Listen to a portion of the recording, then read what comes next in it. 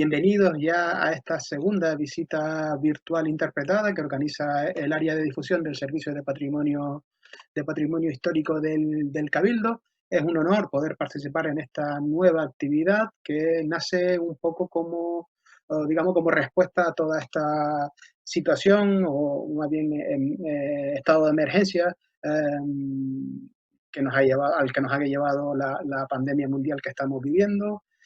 Nace un poco como respuesta, pero tiene pinta de que va a quedarse para rato. Es la opción que el área de difusión del Servicio de Patrimonio Histórico ha visto más factible para poder seguir haciendo su trabajo, que es difundir el patrimonio.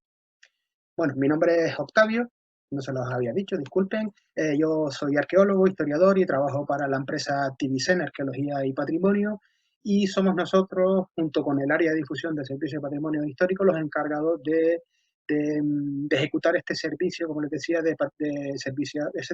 disculpen, de visitas virtuales. El objetivo de este servicio es muy sencillo: poder difundir para poder conservar, ¿vale? Bajo la convicción que tiene el Servicio de Patrimonio Histórico y que nosotros compartimos, sin duda, desde nuestra empresa, de que aquello que no se conoce no se puede conservar. Y esta es la principal razón por la que hemos optado por hacer este tipo de visitas virtuales, para intentar, además de esto, intentar llegar al mayor número de personas, ¿vale? Como bien sabes, este servicio de visitas gratuitas nació hace ya más de 10 años. Pues obviamente eran visitas presenciales, visitas a los espacios arqueológicos, cascos históricos, en general a los bienes patrimoniales culturales de Gran Canaria, y nació con ese objetivo, con el objetivo de difundir para poder conservar.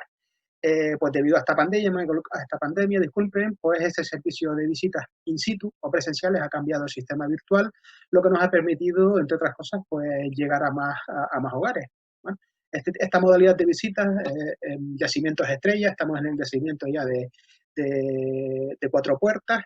Esta modalidad de visita de yacimientos estrellas nació también hace pues aproximadamente en el año 2009 como una iniciativa de la agrupación astronómica de Gran Canaria, y que el Cabildo ha tomado y sin duda ha retomado y digamos, alimentado para poder seguir ofreciendo este servicio, y sin duda es una de las modalidades de visita más demandadas.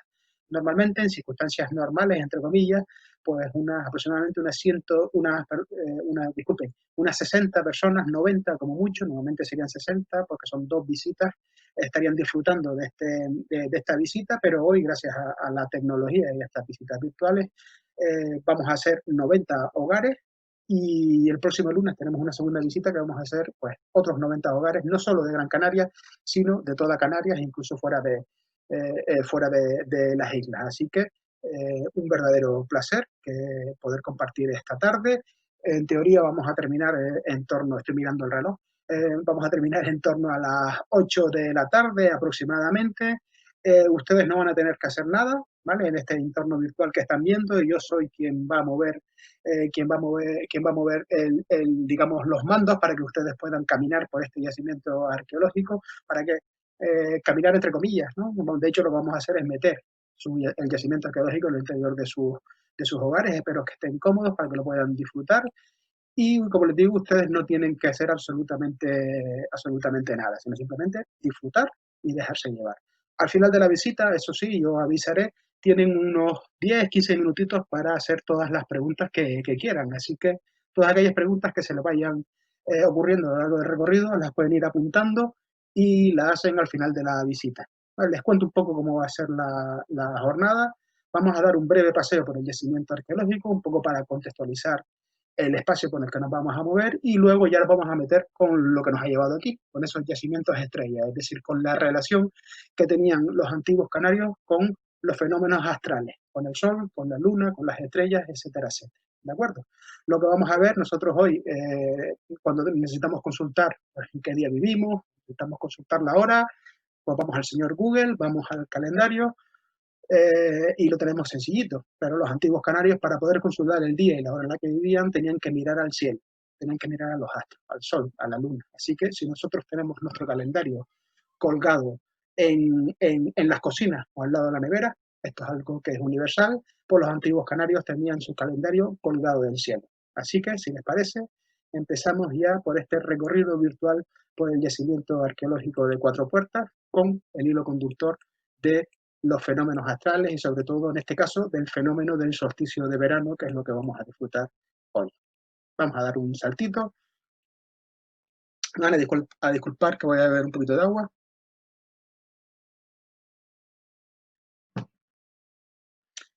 Bueno, un saltito hasta la isla de Gran Canaria. Apreciación inteligente la mía.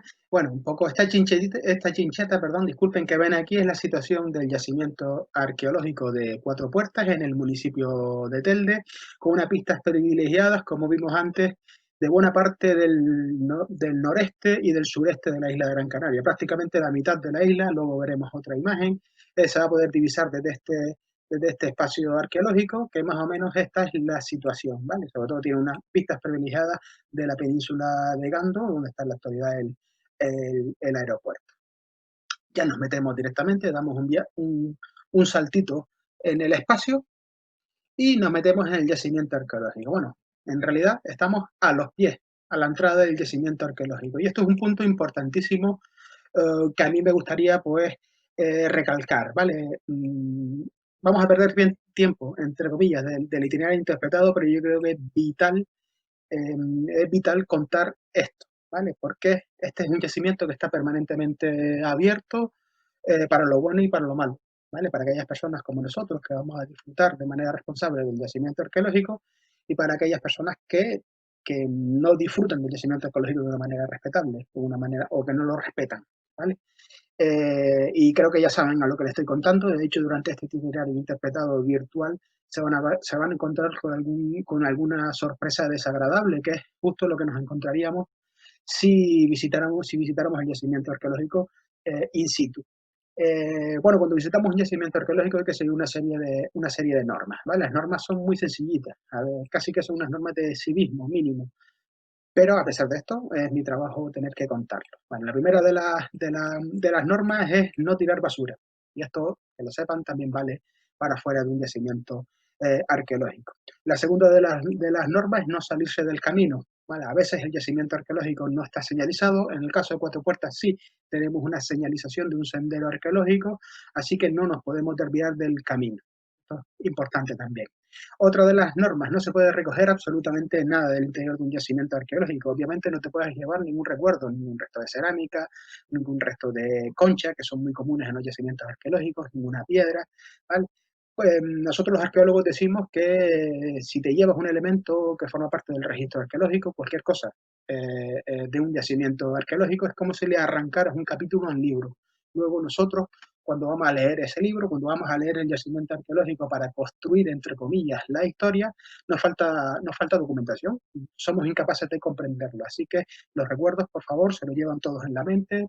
Si van al yacimiento arqueológico, pueden sacar todas las fotos que quieran, pero por favor no se lleven absolutamente nada. Y cuando digo absolutamente nada, y este es un inciso que quiero hacer hoy, es absolutamente nada, ni siquiera basura. Y es triste esto que voy a decir, pero es así, ¿vale? No, no se puede recoger basura de un yacimiento arqueológico sin la supervisión de un especialista, sin la supervisión de un arqueólogo y sin la supervisión también del propio cabildo. Y digo esto porque estamos viendo ahora últimamente pues, muchísimas iniciativas a través de las redes sociales para limpiar los espacios naturales, limpiar las playas y también limpiar incluso algunos yacimientos arqueológicos. Desde luego es una iniciativa loable que yo alabo desde aquí y nuestros compañeros de Tibisena y también los propios trabajadores del Cabildo alaban, pero hay que tener mucho cuidado en los yacimientos arqueológicos, ¿vale? No, les aconsejo, por favor, que no recojan residuos en el interior del yacimiento arqueológico porque no saben qué es lo que están recogiendo. A lo mejor sin querer recogen parte del registro arqueológico. Así que si lo van a hacer, sin duda, pónganse en contacto con el Cabildo, pónganse en contacto con nosotros como empresa, con Tibisena, y les daremos todas las indicaciones para poder hacerlo de una forma responsable. ¿De acuerdo? Así que, una vez dicho esto, yo creo que ya podemos entrar al yacimiento arqueológico. Yo creo que son pocas las personas que no han entrado, que no han estado en Cuatro Puertas, pero aún así, aquellas personas que no han estado van a poder disfrutar hoy en día de este espacio prácticamente en su integridad. Esta es la zona de acceso al yacimiento. Espera un segundito que hay alguien con problemas. Aquí tenemos ya el espacio arqueológico, digamos la zona más conocida de este espacio arqueológico, que es la cueva de Cuatro Puertas, la cueva principal, que es hacia donde nos dirigimos ahora. Y bueno, yo creo que prácticamente a todos les sonará esta imagen, que es una imagen de las más típicas de este espacio, con esa cueva principal, que es, la verdad que es un verdadero espectáculo, vista desde esta terraza, ¿vale? La terraza exterior, además con unas vistas espectaculares, en este caso de la zona norte de la isla de Gran Canaria. De lo que se divisa desde Cuatro Puertas hablaremos después. Ahora lo que vamos a hacer es meternos en las entrañas de la Tierra, como diría Unamun. Bueno, ya estamos dentro de esta montaña de Cuatro Puertas. Creo que sobra decir por qué se llama Cuatro Puertas a este espacio arqueológico, por qué se llama Cuatro Puertas a la montaña. En realidad la montaña recibe dos nombres, montaña bermeja por el tono rojizo que tiene en algunos puntos la montaña y sobre todo la tierra, pero todos los conocemos como montaña de Cuatro Puertas precisamente por esta cueva principal, que es la cueva de mayores dimensiones de todo el conjunto, aproximadamente unos 17 metros de longitud. La verdad que es un verdadero espectáculo estar dentro de esta cueva. El material, lo primero, el material de esta cueva. Esta es una cueva de toba volcánica y la ven en la imagen. La toba volcánica es básicamente picón, ¿vale? Los volcanes expulsan numerosos materiales, uno de esos materiales es el picón o el lapilli. Pues en este caso el volcán de esta zona, de hecho Cuatro Puertas es un volcán, ¿vale? Es un cono volcánico y los materiales que se expulsaron aquí fueron sobre todo picón, y esas diversas capas de picón se fueron superponiendo, se fueron colocando una sobre otra y al estar tremendamente calientes se solidificaron y crearon esta enorme montaña, que es tremendamente fácil de horadar. Si pasáramos el dedo, cosa que no vamos a hacer, porque recuerden que no podemos, ¿vale? No se puede tocar ningún elemento ni yacimiento arqueológico, pero si pasáramos o pasásemos el dedo, veremos cómo se degrega el propio material, ¿vale? Este tipo de montañas, este tipo de zonas son las elegidas por los antiguos canarios para crear en ellos sus enormes poblados, ¿vale? Ese hábitat troglodita que caracteriza a la isla de Gran Canaria. Abro un inciso para decir que esto de troglodita, que disculpen, que ahora ha estado de moda en los últimos días. Esto es un concepto que se ha manejado en Gran Canaria desde hace muchísimos años y que no tiene nada de despectivo. Todo depende del adjetivo que le pongas delante o detrás. Cuando hablamos de hábitat troglodita, simplemente hablamos de hábitat en cuevas, lo que conocemos todos tradicionalmente como casas cuevas. Pues eso es el hábitat troglodita, ¿vale? No tiene nada que ver. Puedes tener, pues, 4 carreras, puedes tener un Ferrari, puedes tener un iPhone, y si vives en una cueva, eres un troglodita. Así que conste que esto no es algo despectivo, sino todo lo contrario, es algo de lo que debemos estar tremendamente orgullosos.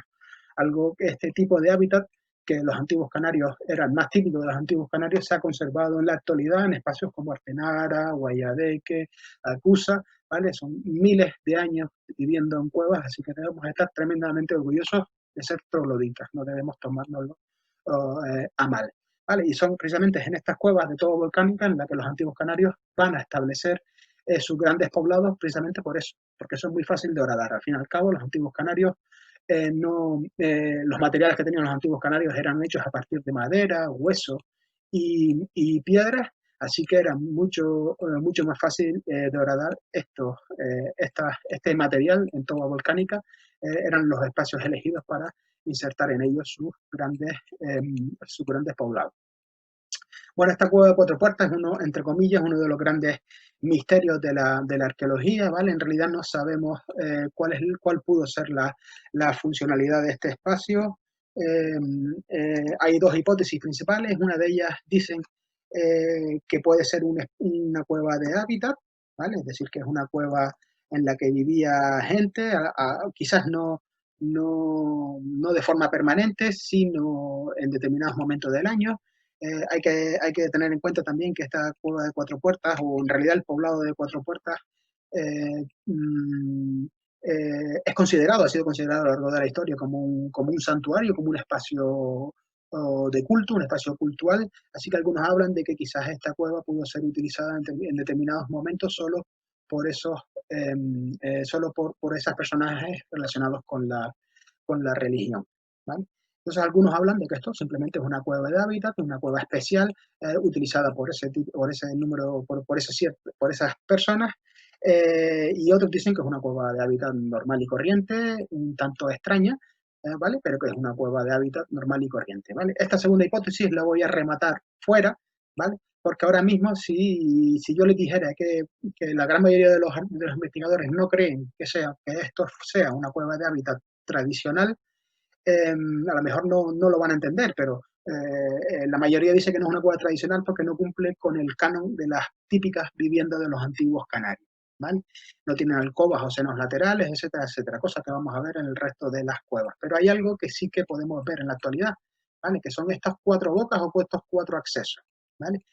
Las cuatro bocas o los cuatro accesos están orientados hacia el norte, ¿vale? Y como bien saben, los vientos alisios van a soplar y sobre todo fuertemente en esta zona, disculpen, de forma de forma constante y muy fuerte, especialmente en los meses de verano. Así que en estas cuevas se va a colar el viento de manera constante en esa época de verano y especialmente con estos cuatro bocas o con estas cuatro accesos. Además existe el dicho ese famoso de casa de dos puertas, malas de guardar.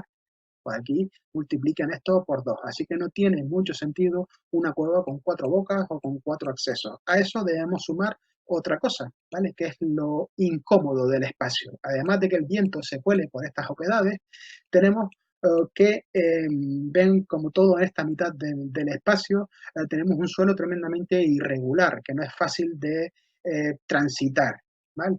Y si lo comparamos con este espacio, ¿vale? Vemos que es un espacio tremendamente diferente. Yo creo que ahora vamos a dar un pequeño saltito y vamos a ver claramente cómo aquí tenemos una zona tremendamente irregular a nuestra izquierda, más hacia el oeste. Sin embargo, hacia el este tenemos una zona tremendamente regular, ¿vale? Y esta zona tremendamente regular en la que está este banquito, que luego va a protagonizar buena parte de la visita, tiene esta forma regular precisamente por algo que es también muy común en la mayoría de los yacimientos arqueológicos. Creo que están viendo ahí claramente cómo hay unas marcas extrañas. Recuerden que les dije que al principio que los antiguos canarios, que sus herramientas eran hechas a partir de madera, de piedra y de hueso, sobre todo. Y aquí vemos cómo hay marcas de pico metálico. Creo que se ven meridianamente claros, ¿no? Aquí, por ejemplo, ¿vale? Arriba, en realidad, todo este espacio hay numerosas marcas de pico metálico. Eso indica que este espacio que está rebajado recientemente por los, entre comillas, por los nuevos canarios. Es decir, que este es un espacio que ha sido reutilizado. Esto va a hacer que muchas de estas interpretaciones que hagamos en el yacimiento de Cuatro Puertas tengan un grave problema, que es que no sabemos en muchos casos si lo que estamos viendo es lo mismo que vivieron los antiguos canarios hace 500, 700, 1000 años, ¿vale? O si se ha modificado recientemente en los últimos 200 o 300 años. Esto es algo que va a ser muy complejo y que nos va a complicar también la interpretación en este yacimiento arqueológico del Cuatro Puertas y que es global a la gran mayoría de los yacimientos arqueológicos, especialmente aquellos poblados trogloditas que fueron reutilizados después de la conquista, sobre todo para guardar el ganado, como es el caso de Cuatro Puertas, ¿vale?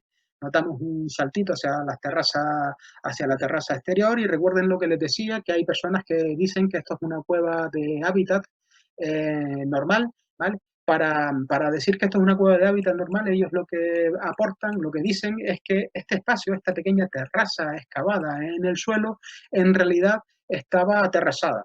Pues, lo que diríamos nosotros hoy los nuevos canarios, entre comillas, el machimbrado, el típico machimbrado que tenemos en las azoteas. Entonces, según ellos, aquí existiría, en esta zona, justo en el frontal, dando hacia el norte, existiría una pequeña muralla y delante de las cuatro bocas existiría un machimbrado, ¿vale? Digamos un pequeño bosque de columnas. Y aquí ven una pequeña foto, van a ver dos imágenes. Estos son cazoletas. Tenemos en total prácticamente una veintena de cazoletas solo en esta terraza exterior, que es de la cueva de Cuatro Puertas. Y bueno, aquí ven como referencia, por ejemplo, algunas de las escalas. Estos son 30 centímetros, la que vemos aquí, y esta pequeñita son 10 centímetros, ¿vale? Así que tenemos casi, bueno, aquí son más de 10 centímetros, perdón, de profundidad, puesto que aquí hay sedimentos que hay que retirar, y pues, aproximadamente unos 30 centímetros de longitud que tiene esta pequeña cazoleta, que como les digo es solo uno de las 20 cazoletas que vemos ahora en este pequeño esquema de uno de los paneles interpretativos del yacimiento de Cuatro Puertas. Cada uno de estos puntitos que ven son esas cazoletas y como ven están perfectamente alineadas, ¿vale?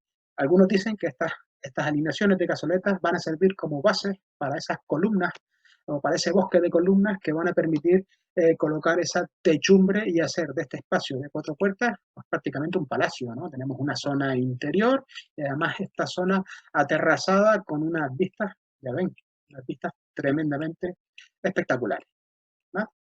Aquí tendría mucho más que contar, pero como les digo, el objetivo hoy no es hablar de Cuatro Puertas, sino hablar del fenómeno que se produce en Cuatro Puertas, así que vamos a adentrarnos, vamos a seguir caminando por el yacimiento arqueológico, lo que les decía, ¿vale? Siempre que entramos en un yacimiento arqueológico, procuren no salirse del camino si está señalizado, ¿vale? Y aquí vemos la señalización del sendero arqueológico que tiene este yacimiento de Cuatro Puertas. Por favor, siempre sigan las indicaciones. Subimos a la cima de la montaña. Ya estamos en la cima de la montaña con unas vistas privilegiadas, muy parecidas a las vistas que teníamos al principio. Recuerden cuando vimos la isla de Gran Canaria, este hito en el paisaje, esta es la península de Gando, que digamos parece que toda esta parte del conjunto, la cima del yacimiento parece que está orientada hacia este espacio, hacia península de Gando. Si seguimos caminando hacia el norte, tenemos aquí esta pequeña península, es la península de Tufia, donde hay un yacimiento arqueológico también tremendamente importante, que en breve también vamos a poder visitar de forma virtual. ¿Vale? Seguimos subiendo por la costa de Telde, pues tenemos Salinetas, tenemos La Garita, tenemos Inama y aquí al fondo voy a hacer un poco de zoom para que vean cómo aquí lo que se ve asomando muy lejos, se ve asomando el puerto y la isleta.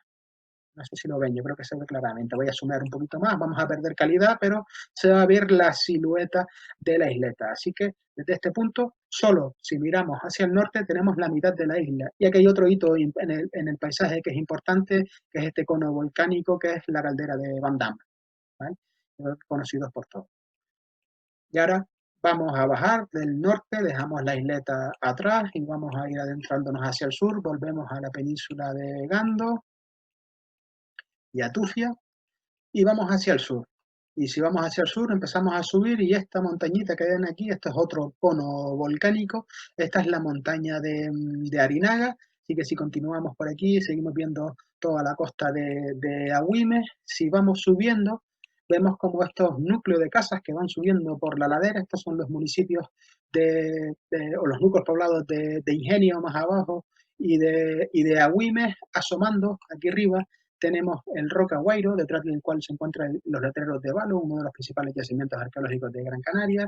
Por aquí también tenemos la montaña de Agüimes, un espacio arqueológico tremendamente importante, con una cueva pintada, de la cual veremos en una foto, con yacimientos, con grabados rupestres, ¿vale? Un espacio tremendamente importante. Y luego, si subimos por aquí, tenemos otro espacio, pues yo creo que por todos conocidos y una importancia, una relevancia increíble en la arqueología de Gran Canaria, como puede ser Guayadeque. Así que subimos a este espacio para volver al inicio de la visita, esa imagen que vieron al principio, porque tenemos una de las zonas más conocidas del yacimiento arqueológico de Cuatro Puertas. Recuerden que les decía abajo, en la cueva principal, que este yacimiento ha sido considerado a lo largo de la historia como un espacio de culto. Podemos decir que Cuatro Puertas es un santuario en el corazón de un volcán. Y esa interpretación se debe sobre todo a dos zonas. Una de esas zonas es este espacio, este espacio en la cima de la montaña, que es conocido tradicionalmente como el Almogarén. Otra de las razones es la siguiente cueva que vamos a ver a continuación, ¿vale? Que es la cueva conocida como la cueva de los papeles. Pero vamos poco a poco. Vamos a centrarnos en este espacio y vamos a hablar de este famoso Almogarén. Bueno, ya nos decían los cronistas que el Almogarén era el principal lugar de culto de los antiguos canarios y que cuando se realizaba este culto, prácticamente toda la población tenía que acudir a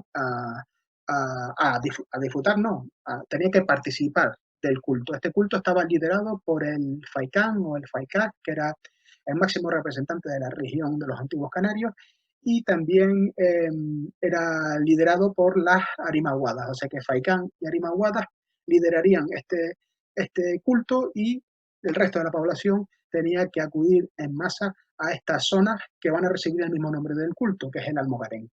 No pensemos que todos los pobladores de Gran Canaria o todos los antiguos canarios eh, venían a este Almogarén de Cuatro Puertas. ¿Vale? Tenemos que pensar pues algo muy parecido a la organización que tiene la iglesia en la actualidad. Tiene numerosas iglesias, numerosas ermitas diseminadas por toda la isla. En el caso de los antiguos canarios, igual. Tenía diferentes lugares de culto diseminados por toda la isla para que la población pudiese rendir culto a sus dioses. Bueno, en cuanto al culto del Almogarén, ¿en qué consiste? Y esto nos lo dejaron claro los cronistas. Hay pocas cosas que tengamos tan claras como cómo se desarrolla este rito del Almogarén, porque prácticamente todos los cronistas coinciden en la descripción. ¿En qué consiste el rito del Almogarén? Bueno, en primer lugar, decir que el Almogarén se caracteriza por este conjunto de canales que ven aquí, en este caso una forma semicircular, y el conjunto de cazoletas, ¿vale? Cazoletas como la que vimos antes, con esas escalas que nos servían de referencia. Tenemos cazoletas por aquí, y sobre todo esta cazoleta, ¿vale? Que es la que vamos a ver ahora aquí, ¿vale? Esta cazoleta, que es la cazoleta principal, ¿vale? Para que se sitúen, es justo la que está aquí, ¿vale? Y luego, perdón, esa cazoleta, y aquí tienen otra vez la referencia de los 10 centímetros y los 30 centímetros, y luego este enorme canal que va a parar luego al otro canal, entre comillas, secundario, pero muchísimo más profundo, como ven aquí, con esta otra referencia. ¿En qué consiste el rito del Almogarén? Pues según los cronistas, ellos nos decían que el faikán, con un recipiente cerámico, lo que haría era verter un líquido que era una mezcla de leche y de manteca, lo vertían por este sistema, por esta cazoleta principal, ¿vale? Lo vertían por esa cazoleta, y luego ese líquido iba fluyendo por esta red de canales hasta que iba a parar todo a la tierra, ¿vale? Es una forma simbólica de unir los frutos de la tierra con los frutos del ganado, ¿vale? Además de esa libación, que existe un verbo para eso, ¿vale? Para el hecho de verter un líquido con carácter religioso, pues después de esa libación, toda la población, el FAICAC, las Arimaguadas, y como les digo, toda la población tenían que acudir en peregrinación sobre todo hacia el mar, o al bien hacia un punto con agua permanente.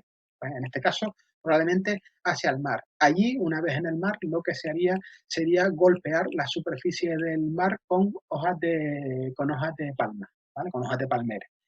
Bueno, básicamente como se representa hoy, o se representaba hasta hace muy poco en la fiesta de la rama, ¿vale? Esa última parte de la fiesta de la rama en la que se golpea la superficie del mar, perdón, con hojas de palma. Pues todo eso es el rito del Almogarén: verter, peregrinar y golpear la superficie del mar. ¿Cuál es el objetivo de este rito? Pues los arqueólogos, para tirarnos el rollo, lo llamamos ritos propiciatorios de la lluvia, pero básicamente lo que hacen los antiguos canarios es pedir lluvia a los dioses con este ritual. Como les digo, es un ritual, el ritual principal de los antiguos canarios, puesto que la religión era tremendamente práctica, ¿vale? Los antiguos canarios adoraban aquellos fenómenos naturales que les permitían la vida, en este caso la lluvia, el sol, la luna, ¿vale? Todos aquellos fenómenos positivos de la naturaleza, y todo lo contrario, temían aquellos fenómenos negativos, aquellos fenómenos naturales negativos, todos aquellos fenómenos que impedían el desarrollo natural de la vida.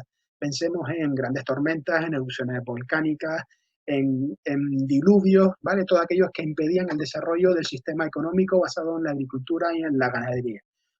Como ven, es una religión que es tremendamente práctica. Adoro aquello que me permite desarrollarme económicamente, me permite alimentarme y sobrevivir, y temo todo lo contrario, aquellos fenómenos que impiden la supervivencia de la comunidad. ¿De acuerdo? Como ven, una religión que es tremendamente práctica. Y siguiendo al hilo con esa cuestión de la religión, vamos hacia el corazón del poblado, hacia la zona sur, siguiendo como siempre, como ven aquí, el sendero arqueológico, y ya nos adentramos en la cara sur de la montaña. En realidad, pues si ustedes visitaran este espacio arqueológico, notarían cómo desde la cara norte a la cara sur hay un abismo. Cambia tremendamente el ambiente. Como les decía, todo lo que está orientado a la cara norte va a sufrir, sobre todo vamos a sufrir un viento permanente, constante, y desde que nos acercamos hacia la cara sur, vamos a tener un ambiente, una temperatura muchísimo más sobrellevable. Estamos al resguardo de los vientos dominantes y por esa razón los antiguos canarios van a construir todas, prácticamente, bueno, todas las cuevas, excepto una, excepto la cueva principal, la de 4 puertas, se van a colocar orientadas hacia el sur, todas orientadas hacia los vientos dominantes, desde la cima hasta la base que vemos aquí abajo, que por cierto, esto que ven aquí es forma parte de la base aérea, ¿vale? De la zona militar del aeropuerto de Gando, es zona militar, ¿de acuerdo? Pues bien, una vez entrados en la zona sur, vamos hacia otra de las cuevas también más conocidas que tenemos en este espacio, en este conjunto de la cueva de este yacimiento arqueológico de 4 puertas. Y este espacio es conocido como la cueva de los papeles, ¿vale? Es una cueva que es muy pequeña, ¿vale? Fíjense el tamaño que tiene, es un tamaño muy modesto, ¿vale? También es una cueva artificial, labrada a mano por los antiguos canarios, como la cueva de 4 puertas, es toba volcánica, y fíjense como en este caso sí que tiene un suelo bastante más regular. Aquí también es verdad que exactamente igual que en la cueva de 4 puertas, también fue reutilizada por los nuevos canarios. Luego veremos algunas marcas de esos picos metálicos, pero quizás probablemente la importancia que tiene esta cueva haya escapado a sus ojos. Y es normal porque es tremendamente complicado de ver esto que les quiero mostrar. Voy a intentar, pues estoy haciendo zoom, a ver si ven algo extraño por aquí. Me imagino que será complicado de ver. Ven que hay una manchita por aquí, ¿vale? Pues aquí tenemos un grabado. Se lo voy a mostrar para que lo puedan ver, ¿vale? Aquí, ¿vale? Justo esta escala que ven aquí de 10 centímetros se sitúa delante de la manchita negra que van a ver ahora, y aquí tenemos un grabado triangular, una representación vulvar. Creo que se ve relativamente claro. Lo ven aquí, ¿vale? Un grabado invertido, un triángulo invertido, una representación vulvar típica de los antiguos canarios, ¿vale? Aquí tengo una imagen, uno de estos filtros que utilizamos los arqueólogos. Tampoco es que mejore mucho la cuestión, pero yo creo que sí se ve relativamente claro cómo existe este grabado triangular. Bueno, recuerden lo que les decía de la religión, que era muy práctica, que se basaba, que adoraban aquellos elementos que permitían la vida. Pues uno de los elementos que permiten la vida es sin duda el agua es vital, pero otro de los elementos que permiten la vida es la fertilidad, no de la tierra, sino la fertilidad de los seres humanos, ¿vale?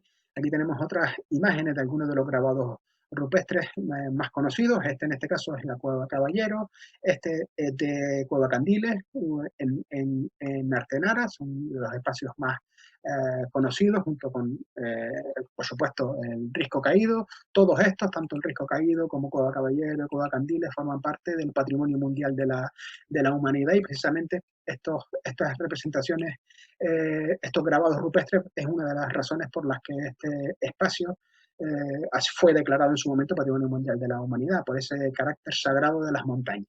Pues como les decía, es una religión muy práctica, y este culto a la fertilidad, no de la tierra, sino de los seres humanos, nos lleva pues hasta hace más de 30.000 años. Y esto es, digamos, una iconografía que es universal, que en todo el mundo funciona de la misma manera. Y aquí tenemos, yo creo que todos más o menos habrán visto alguna vez esta imagen, aunque sea en el colegio. Para algunos ha pasado mucho más tiempo, para otros como yo ha pasado 2 días prácticamente. Pues esta tenemos la Venus de Willendorf, una de las Venus más conocidas, relacionadas con estas típicas características de la esteatiopigia, es decir, esas mujeres anchas, mujeres gordas, que a lo largo de toda la historia estas mujeres gordas han sido consideradas como mujeres más fértiles, ¿vale? Que iban a dar a luz a hijos e hijas más sanas. Por eso ese canon de belleza, entre comillas, era el de mujeres anchas, mujeres gordas, mujeres fuertes, para que den a luz a su vez a hijos más fuertes. Pues ahí vemos cómo sus atributos femeninos han sido marcados con estos triángulos invertidos, incluso aquí con una pequeña bisectriz. No solo tenemos estos idolillos, sino también tenemos pinturas. Estas en este caso es en las cuevas de Tito Bustillo, en Asturias, y tenemos representaciones vulvares, en este caso pintadas, no ni grabadas ni en forma de escultura, quiero decir con esto que esta iconografía es universal y se ha representado de múltiples formas. Otra de las imágenes que les decía antes que les iba a mostrar es esta cueva pintada de Agüimes, en la montaña de Agüimes, que vemos aquí cómo existe una sucesión de triángulos rojos y blancos. En realidad, toda la cueva tiene esta tonalidad roja, ¿vale? Una cueva toda absolutamente roja, pero luego tiene un friso anexo blanco, aquí se ve claramente, ¿vale? Es decir, que lo que se ha hecho es colocar alrededor de toda la cueva un friso blanco en forma de triángulo invertido. Es decir, es una iconografía que es tremendamente recurrente por parte de los antiguos canarios. Y esto hace referencia, como les digo, a la fertilidad de los seres humanos. Y volvemos al pragmatismo de los antiguos canarios. Si las mujeres no son fértiles, la comunidad a largo plazo se va a pique. Así que uno de los grandes elementos, uno de los elementos más importantes aparte de la religión de los antiguos canarios es la fertilidad de las mujeres y también la fertilidad del ganado, ¿vale? Para lo cual probablemente harían otro tipo de ritos como pueden ser las aras de sacrificio, pero eso es otra historia que hoy nos toca. Ya vamos a ir rápido terminando, ¿vale? Ya estamos como les decía, en la Cueva de los Papeles, cuyo nombre no es muy glamuroso, ¿vale? Porque cuando se encontró estaba completamente lleno de escombros, lleno de basura. Lo que les quería mostrar es que esta cueva fue también tuneada, fue modificada por un nuevo canario y aquí vemos nuevamente marcas de pico metálico, creo que se ve relativamente claro, ¿vale? Y también tenemos un pequeño canal que fue modificado seguramente por un nuevo canario, entre comillas, pero que seguramente fue un canal muy similar, fue utilizado por los antiguos canarios para evacuar el agua que corría de la cima de la montaña y llevarla hasta el fondo del barranco. Esto, digamos, fue una parte de la arquitectura troglodita de la que hablamos hasta hace poco, ¿vale? Que lejos de ser un elemento denostado y lejos de ser un insulto, ¿vale? Es un elemento a tener en cuenta y a poner en valor por lo complejo que resulta esta arqueología troglodita de la isla de Gran Canaria. Vamos avanzando. Fíjense cómo los antiguos canarios realizaban un trabajo impecable y muy duro a la hora de excavar esas cuevas, pero de nada les servía tener cuevas perfectas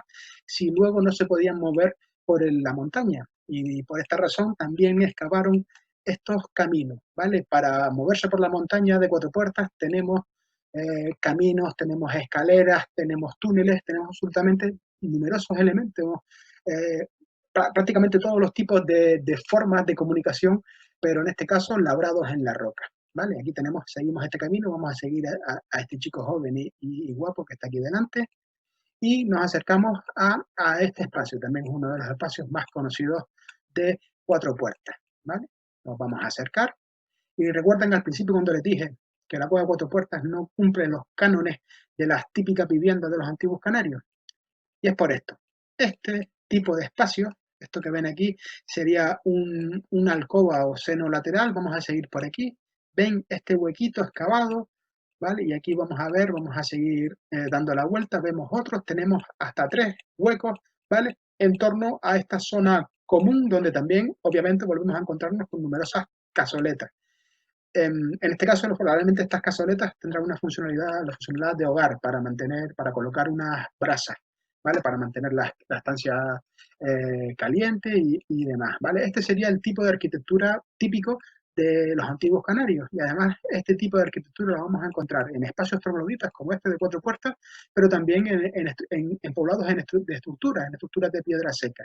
Siempre vamos a encontrar con estas alcobas o senos laterales que llamamos los arqueólogos, es decir, son básicamente sus habitaciones, aquí es donde los antiguos canarios colocaban sus camastros, y este espacio que vemos aquí en medio, pues sería la zona común, lo que hoy diríamos el salón, ¿vale? Pues tenemos esta zona común y luego, en este caso, pues tendríamos hasta 3 alcobas o senos laterales. Este espacio sí que cumpliría con los cánones de una vivienda tipo de los antiguos canarios.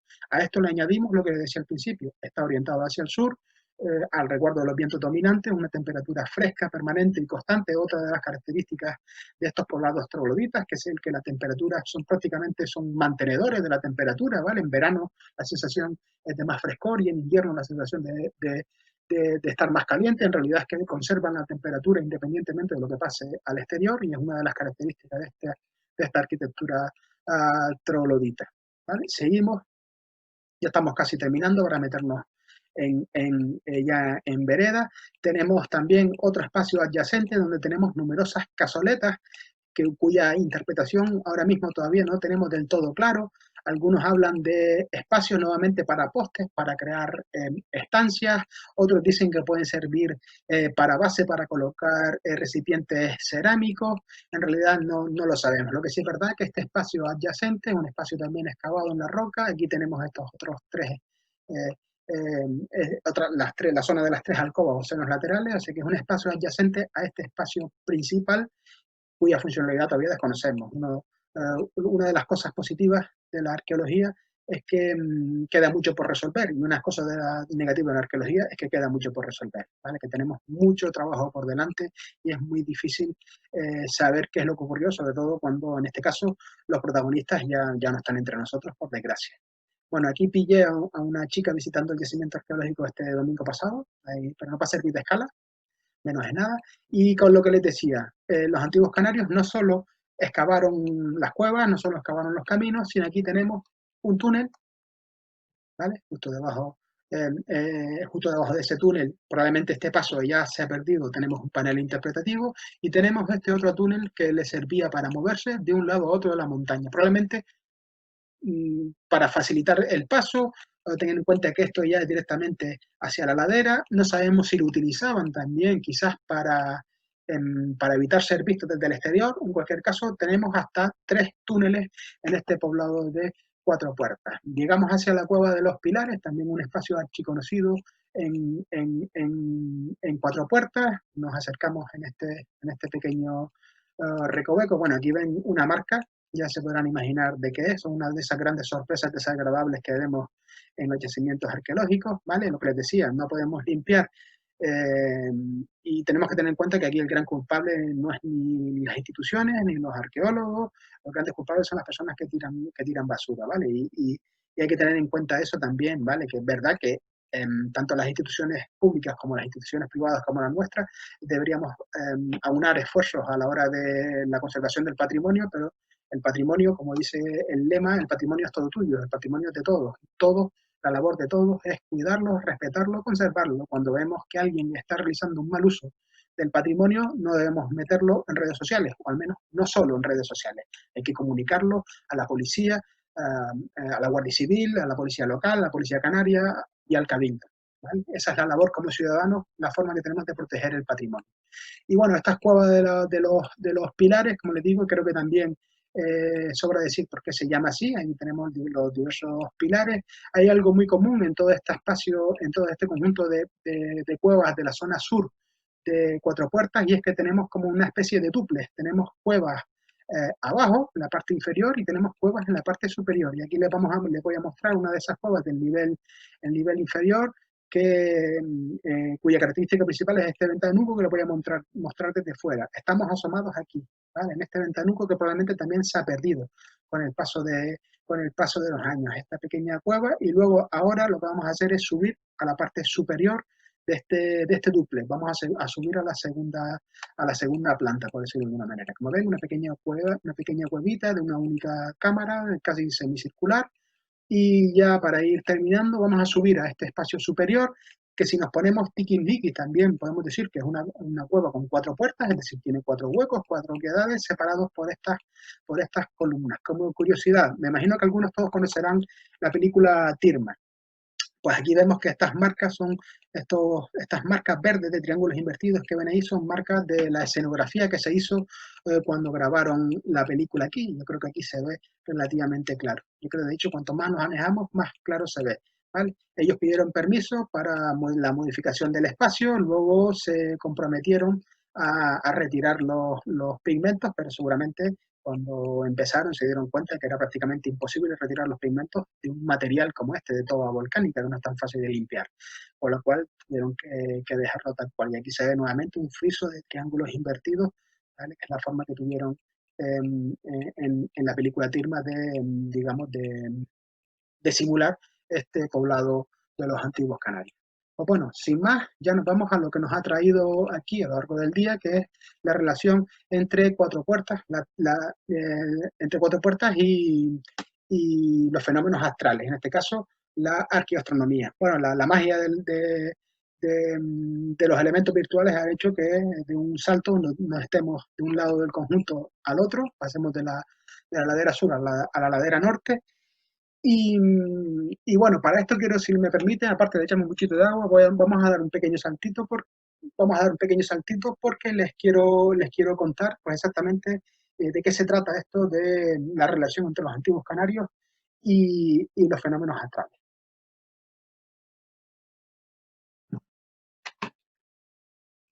Voy a salirme de aquí un segundito, pero les prometo volver, no se preocupen.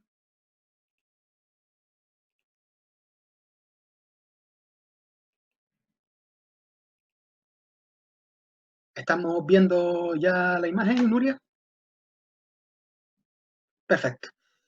Vale. Bueno, yo creo que todos sabemos que el Sol sale por el este y el Sol se pone por el oeste. Hasta ahí creo que estamos todos de acuerdo, pero ¿el Sol sale y se pone siempre por el mismo sitio? Bueno, como esto es una pregunta que lanzo al aire, sé que no me pueden responder, así que ya la respondo yo. La respuesta es no, ¿vale? El Sol no sale y se pone siempre por el mismo sitio, ¿vale? Efectivamente, siempre sale por el este y se pone por el oeste, pero no siempre por el mismo punto. Y aquí tenemos una imagen de cómo varía la posición del Sol, tanto a la hora del amanecer como del atardecer, en función de la época del año en la que estemos. Y bueno, yo siempre explico esto con una imagen, con esta imagen y una explicación un tanto infantil, pero yo creo que es muy útil y muy ilustrativa. Bueno, como les decía, el Sol siempre sale por el este y siempre sale por el oeste. Y siempre se pone por el oeste. Bien, pero no por el mismo sitio. Y para ilustrarlo, ven aquí esta pequeña imagen, ven dos barras, una barra a la derecha de color rojo y una barra a la izquierda de color azul. Esa barra a la derecha es una muralla. Piensen que es una muralla. Y la barra a la izquierda es otra muralla, una muralla contrapuesta. Vale, pues ahora imaginemos que el Sol, que son estos tres solitos que vemos abajo, el Sol es una pelota que va a estar todo el rato chocando de un lado al otro, ¿vale? De muralla a muralla, de forma permanente, constante e inmutable, que no se mueve, además que no varía en velocidad, no varía absolutamente en nada, está como una loca, la pelota todo el rato chocando entre esas dos paredes. ¿Vale? Ese es el movimiento que va a tener el Sol en el cielo. Bueno, vamos a ver, apuntamos que soy consciente de lo que se mueve es la Tierra alrededor del Sol, pero nosotros solo vemos cómo el Sol se mueve en el cielo, es a lo que me refiero, ¿vale? El movimiento del Sol en el cielo, que es lo que podemos apreciar nosotros. Bueno, pues esta muralla roja, que se sitúa más hacia el sur, representa el límite meridional, es decir, de aquí hacia abajo no va a pasar el sol nunca más. Como les digo, es una muralla que hace de tope, por eso rebota. El sol nunca va a pasar y va a representar el solsticio de invierno. ¿Vale? Es decir, que cuando llega el 20, aquí dice el 22, pero vamos, del 20 al 22 de diciembre, el sol llega a este punto y de aquí no va a pasar. Es como si se encontrara una muralla imaginaria. Cuando llega a este punto, empieza a subir hacia el norte, empieza a dirigirse hacia la montaña, hacia la muralla de color azul. Y cuando llega hasta allí, estamos entre el 20, en la fecha en la que estamos ahora, básicamente, en el solsticio de verano, entre el 20 y el 22 de junio. Y vuelve a ocurrir lo mismo, llega a esta muralla imaginaria y rebota y va hacia el sur. Y así, como les digo, como una loca. Y como les digo, variedad, sin variación, sin variar la velocidad, siempre el mismo recorrido que va a durar, como podrán comprobar, 6 meses. Si el recorrido este desde el punto más meridional hasta el punto más septentrional dura 6 meses, a medio camino, ¿qué tenemos? El equinoccio, ¿vale? Cada 3 meses. Es decir, que cuando el Sol llega aquí en diciembre, empieza a caminar hacia el norte, llega a la mitad y estamos en primavera. Continúa subiendo hasta el verano, ¿vale? Hasta esta muralla, rebota y camina por aquí, llega al punto intermedio y nos encontramos en el otoño y sigue hacia el sur para llegar hasta diciembre, ¿vale? Así que este es el recorrido que hace el Sol a lo largo de todo el año, ¿vale? Pero con una salvedad. Equinoccio significa, algunos lo llaman equiluz. El equinoccio significa que hay el mismo número de horas de luz que una hora de sol que de luna. 12 horas soleado, 12 horas con la luna fuera. ¿vale? 2 y 12. Y estamos justo en el término medio. Pero solsticio significa sol quieto, sol parado. Y se llama así, solsticio, sol quieto, sol parado, porque esta pelota imaginaria que les dije yo, cuando llega a esta muralla, se convierte en plastilina. Se queda pegada durante 2 días, ¿vale? Sol quieto. ¿Vale? Durante esos 2 días, cuando esa pelota choca en esa muralla imaginaria, se va a mantener en la misma posición durante 2 días. Después de esos 2 días, el Sol empieza su recorrido hacia la otra muralla. Y cuando llega a la otra muralla, va a ocurrir lo mismo. Vuelve el solsticio, vuelve el Sol quieto, el Sol choca en la muralla y se queda 2 días, nuevamente 2, 3 días parado. Y así sucesivamente. ¿De acuerdo? Así que ese es el movimiento que va a hacer el Sol en el cielo. Y eso nosotros lo podemos percibir. Podemos percibirlo si tuviésemos una cultura, claro. Nosotros hemos perdido esa cultura de mirar al cielo, por lo que les decía, tenemos un calendario en la cocina, tenemos un calendario en la nevera, tenemos en el móvil, ya no necesitamos mirar hacia el cielo. Pero los antiguos canarios, y los canarios hace 100 años, básicamente, tenían que seguir el movimiento de la luna, el movimiento del sol y el movimiento y también las estrellas para poder saber en qué momento del año vivían y en qué hora del día vivían. Así que este fenómeno es lo que se puede observar y esto es lo que se conoce como marcadores solares. ¿Ven esta persona que está aquí? Bueno, pues eso somos nosotros, crean que esto es ustedes, y un marcador solar es básicamente un punto del cual los seres humanos somos capaces de establecer el paso de las estaciones. Es decir, es un punto en el que si yo me coloco, puedo saber si está llegando el verano, si está llegando el invierno, o la primavera o el otoño, es decir, si llega el solsticio o si llegan los equinoccios. ¿Vale? Eso es lo que es un marcador solar. Y estos marcadores solares van a servir, han servido, de hecho, a lo largo de toda la historia, hasta hace 50, 60 años, a todas las comunidades que se dedican sobre todo a la agricultura y a la ganadería para establecer su calendario. ¿Vale? En realidad, estos fenómenos solares lo que va a permitir es chequear que el calendario que ellos elaboran funcione. ¿Vale? Es como si yo pienso que son las 8 de la tarde y si no miro el teléfono que está aquí, no veo el teléfono, el despertador, el reloj que tengo aquí al lado, no me doy cuenta que son las 7:30, ¿vale? Y que nos queda media hora, dicho sea de paso. Así que eso es un marcador solar, es un punto desde el cual nosotros podemos establecer la llegada del solsticio, marcador solar solsticial, o la llegada de los equinoccios, marcador solar equinoccial. ¿Para qué? Para establecer el calendario. Y en cuanto a establecer el calendario, y el caso de los antiguos canarios, quiero leerles una cita porque esto nos lo cuentan los cronistas, que lo que ellos vieron, ¿vale? De los antiguos canarios. Lo voy a leer yo, tengo un papelito aquí, ustedes no trabajen, ustedes vienen a disfrutar, ustedes simplemente miren, ¿vale? Les cuento lo que nos decía, por ejemplo, Núñez de la Peña. Núñez de la Peña dice, contaban los meses por las lunas y los días por los soles. Tenían en esto mucha cuenta. Repartieron el año en 4 tiempos: verano, invierno, estío y otoño. A su tiempo sembraban y cogían. No pusieron nombre a los meses, sino en pasándose lunas hacían un año, que llamaban achano. Tenían número de los que iban pasando con cuenta y razón.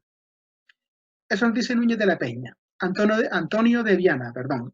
El día contaban por soles, el de meses y años por luna. Contaban con buen orden y concierto y como eran de cuenta, tenían buena cuenta. Marín de Cubas nos dice, contaban su año llamado Acano por las lunaciones, de 29 soles desde el día que aparecía luna nueva. Empezaban el año por el estío, cuando el sol entra en Cáncer, 20 y 1 de junio. Y por otro lado, nos cuentan Cedeño, contaban el año por 12 meses, y el mes por luna, y el día por soles, y la semana de 7 soles llamaban al año Achano. Acababan su año al fin del cuarto mes, esto es, su año comenzaban por el equinoccio de primavera. Bueno, aquí vemos como hay algunas cosas en las que están de acuerdo y otras en las que no. Pero hay algo básico, es que establecían un control del calendario y que establecían el paso de las estaciones. ¿Cómo establecían el paso de las estaciones? Gracias al movimiento del Sol y gracias a esos marcadores solares que hemos visto anteriormente. Y en cuanto al calendario, lo que les decía, ellos establecen el calendario en función de la luna. Nosotros tenemos un calendario lunisolar y ellos se basaban sobre todo en las lunas. Ellos contaban los meses, ya lo decían antes, contaban los meses por lunas, no por sol. Eso significa que sus meses tenían de 29 a 30 lunas y nuestros meses tienen de 30 a 31 días aproximadamente. ¿Vale? Eso hace que cada mes hay un desfase. De hecho, eso hace que si cada mes hay un desfase, al final de cada año haya un desfase de 11 días. Si multiplicamos, yo soy de letras, así que lo tengo aquí escrito, tenemos que en el calendario, nuestro calendario actual, tenemos 365 días. Sin embargo, en el caso del calendario de los antiguos canarios hay un desfase de 11 días al año. Es decir, su calendario anual tiene 354 lunas. Pero aquí hay un pequeño truco, ¿vale? Un pequeño matiz. Nosotros tenemos un ciclo anual. Contamos, en teoría, contamos el tiempo por años, por 12 meses. Sin embargo, los antiguos canarios no tienen ciclos anuales, tienen ciclos, podemos decir, trianuales. No contaban los meses, no contaban los años por 12 meses, contaban por 12 por 3. Ustedes que son de ciencias lo podrán conocer, ya tendrán la cuenta hecha. Es decir, para los antiguos canarios, para que pasen un año, tiene que pasar 3 años de los nuestros. No me acabo de explicar, lo sé, que no me expliqué bien, pero aquí tienen aquí tienen las cuentas que vemos ahí. A los 3 años, si en nuestro calendario tenemos 1095 días en total. Sin embargo, por los antiguos canarios vamos arrastrando 11 días de retraso cada año, lo que hace que a ese tercer año, a ese final de ciclo de los antiguos canarios, tengamos un retraso de 33 días. Mejor dicho, de 33 lunas, ¿vale? ¿Cómo retocan este calendario para que los antiguos canarios tengan exactamente el mismo calendario que tenemos hoy en día? Porque, como les digo, ellos se basaban en el solsticio, y el solsticio es universal, al menos en el hemisferio norte, siempre en verano es el 20-22 de junio y en invierno 20-22 de diciembre, ¿de acuerdo? Así que, ¿cómo lo hacían para coincidir, para que su calendario coincidiera exactamente con el nuestro, teniendo en cuenta que hay un desfase de 11 días cada año? Pues lo que hacen, y aquí ven esta imagen, en este ciclo de 3 años, en estos 3 ciclos anuales, lo que hacen es añadir un decimotercer mes. Es decir, que al final de cada ciclo, los antiguos canarios lo que hacían añadir un decimotercer mes de 33 días. Eso va a hacer que este desfase de 33 lunas quede absolutamente compensado. Y así, cuando empiece el ciclo, cuando se renueve el ciclo, tal cual, vuelven a tener exactamente el mismo calendario que tenemos hoy en día. Y ustedes dirán, menuda chapuza. Sí, pero piensa en el mes de febrero, nuestro mes de febrero. ¿Es una chapuza o no es una chapuza? 28 días un año, 29 otro, un lío. ¿Por qué tenemos ese mes de febrero con 28, 29 días? Precisamente por lo mismo que hacían los antiguos canarios esta chapuza, para que ese calendario coincida con el paso de los años. Y de ahí vienen los años bisiestos y todo este tipo de cosas. ¿Vale? O sea que los antiguos canarios hicieron esta chapuza, pero que nosotros en la actualidad también tenemos una pequeña chapuza para que el tiempo, el calendario coincida con lo que nos marca, en este caso, con lo que nos marca el sol. Y bueno, ya vamos rápido, pero vamos a ver hoy el fenómeno que ocurre en cuatro puertas, pero no solo ocurre en cuatro puertas, tenemos numerosos fenómenos. Hay dos tipos, digamos, podemos decir, hay dos tipos de marcadores solsticiales, marcadores solares en general, ya sean del solsticio o de verano, da igual. Uno de esos marcadores, uno de esos tipos de marcadores solares son aquellos que utilizan como referencia la posición del Sol con respecto a un fenómeno geográfico. En el caso del solsticio de invierno en Acusa, utilizan como referencia los roques Ventaina y el roque Nublo para establecer la llegada del invierno. Y yo creo que se va a ver más claro en esta imagen de Galdar, el agujero, la necrópolis de la Guancha. Vemos como en esta imagen del cono volcánico de la atalaya de Ía, la montaña de Galdar, como quieran, como solo durante el solsticio de verano el sol que vemos aquí va a salir justo por el vértice de la montaña. Si vamos en primavera, el sol no sale por la montaña. Y si vamos en agosto, el sol no sale por este punto. ¿Vale? Este es un ejemplo claro de lo que es un marcador solar que usa como referencia la posición del sol con respecto a un fenómeno natural, con respecto a una montaña. Este fenómeno que ven aquí solo ocurre del 20 al 22 de diciembre. Espero que esto lo hayan entendido. Y este es uno de los tipos de marcadores solares, sin duda los más fiables. Esto va a ocurrir siempre, todos los años.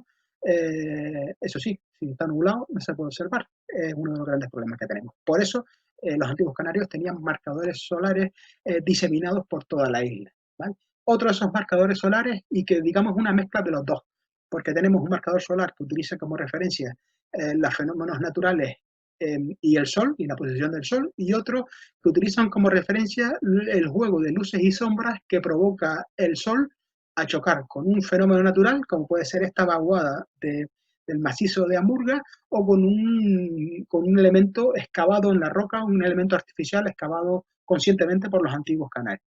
Bueno, esta es una imagen de la salida del sol por Amurga, visto desde la necrópolis de Arteara, en San Bartolomé de Fataga, San Bartolomé de Tirajana, disculpen, al lado de Fataga, y vemos como el sol solo durante el equinoccio va a salir justo por esta vaguada.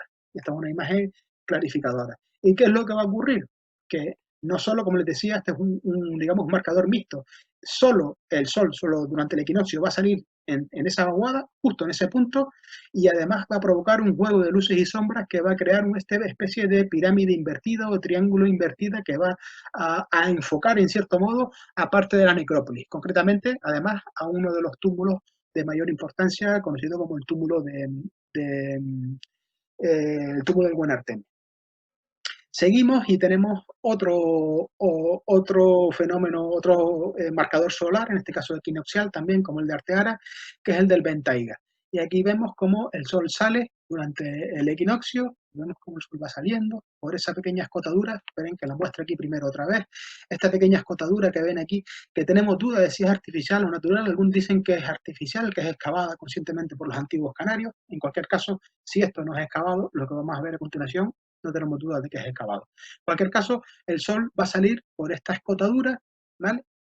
De esta manera. El sol va avanzando, va avanzando, va avanzando, hasta que el sol sale justo por este punto, ¿vale? Y justo en ese punto lo que va a hacer es otra vez proyectar, como si fuese un proyector, tal cual, ¿vale? Proyectar una luz que va a parar a esta cazoleta, lo que les decía. Esta es una plataforma, este es el conocido como el Almogarén del Ventaiga, y es una plataforma que es claramente excavada por los antiguos canarios, exactamente igual que esta cazoleta, ¿vale? Pues lo que hace aquí, vieron que la escotadura tiene forma de V, aquí la pueden ver, una forma de V bastante clara, lo que va a hacer que proyecte una forma de triángulo visto al menos desde este punto, desde el punto que se observa el fenómeno, una forma piramidal que lo que va a hacer es enfocar esta cazoleta, ¿vale? Y como repito, este es un fenómeno que solo vamos a poder ver en determinados momentos del año, en este caso durante los equinoccios, especialmente durante el equinoccio de primavera, sobre todo por la altura del sol, que también de otoño, perdón, el equinoccio de otoño, que también va a variar la altura también va a variar en función de la época del año. Y para ir acabando ya y meternos en cuatro puertas, volvemos a la cita de Viana, que es la que más me gusta a mí. El día contaban por soles y el de meses y años por lunas, perdón. Contaban con buen orden y concierto, y como eran de cuenta, tenían buena cuenta. Tenían buena cuenta, pero hacían cuentas, tal cual. Es decir, tenían un calendario físico como el que teníamos, como el que tenemos nosotros. Pues algunos apuntan, imagino que les sonará esta imagen de algo, que quizás esta cueva, esta típica imagen de la cueva pintada, quizás pueda representar un calendario. No sé si se han fijado alguna vez que representa siempre 12, 12 y 12. Que quizás algunos hablan de que representa el final de ese ciclo, el final de esos 3 años, ¿vale? O la consecución de esos 12 meses, ¿vale? 12 meses por aquí, 12 meses por aquí, otros 12 meses, terminamos el ciclo. Además tenemos 12 cuadrados negros, 12 cuadrados rojos, o 12 cuadrados negros y 12 cuadrados blancos. Algunos apuntan a que quizás la cueva pintada sea un calendario, pero esto simplemente es una hipótesis, a día de hoy no lo hemos podido comprobar. Y luego también tenemos otra piedra, esta que vemos aquí abajo a la derecha. Esta es una piedra encontrada hace poco en el yacimiento de la fortaleza, en la que se ven claramente diferentes marcas, diferentes incisiones. Algunos apuntan que esto también quizás pudo ser un calendario, es decir, que llevaban buena cuenta, como decía Antonio de Viana. Pero repito, esto sigue formando parte de las hipótesis. Bueno, vamos a verlo directamente ya hacia Cuatro Puertas, volvemos a Cuatro Puertas, pero antes de volver a Cuatro Puertas sí que quiero mostrarles algo. Vamos a ver si soy capaz de hacerlo. Esto de hacer dos cosas al mismo tiempo se complica. Bueno, creo que no lo voy a poder. Bueno, después se los muestro, ¿vale? Vamos directamente a la parte más importante de este espacio. Vale, Cuatro Puertas es uno de esos marcadores, uno de esos puntos donde se cree que existe un marcador solar. En este caso, un marcador solsticial. Por eso estamos aquí, para darle la bienvenida, en este caso, al verano. ¿Vale? ¿Y qué es lo que ocurre en Cuatro Puertas? Es lo que vamos a mostrarles. Bueno, iba a decirles algo, pero sería hacer spoiler, así que vamos directamente para que vean el fenómeno. De hecho, ahora no voy a hablar, ¿vale? Se lo voy a mostrar 2 veces seguidas y voy a estar callado, no voy a decir nada, cosa que voy a aprovechar también para beber agua.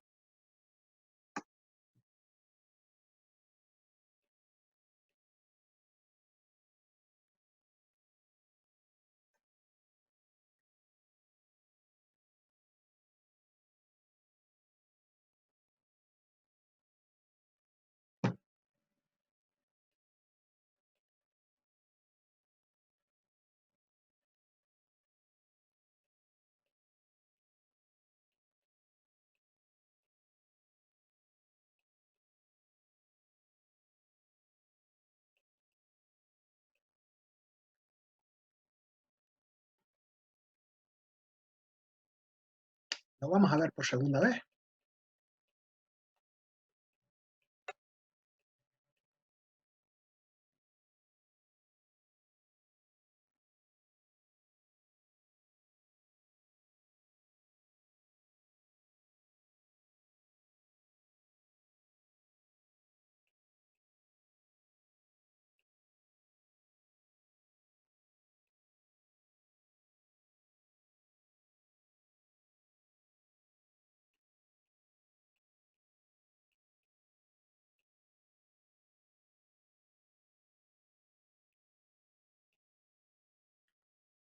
Bueno, creo que queda relativamente claro qué es lo que ocurre aquí, en este caso, en el solsticio de verano en Cuatro Puertas.